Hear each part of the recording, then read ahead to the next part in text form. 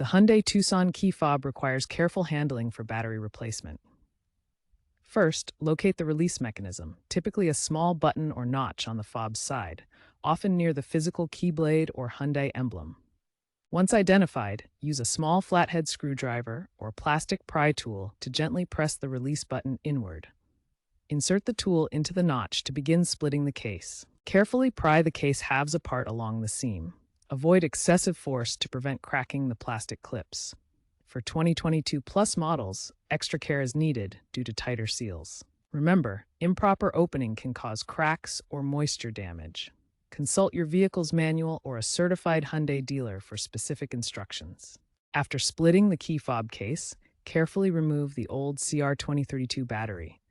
Note its orientation. The positive side should face up. Use a small screwdriver or your fingernail to gently pry it out of the holder.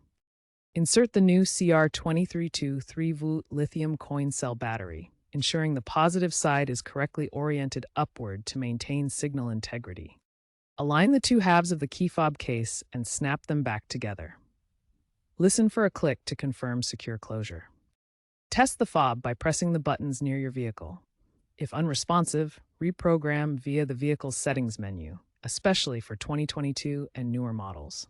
If problems persist, visit a Hyundai dealer for reprogramming. Battery life averages 1 to 2 years with normal use. Always handle electronic components on a clean, static-free surface to prevent electrostatic discharge, which could damage the circuit board.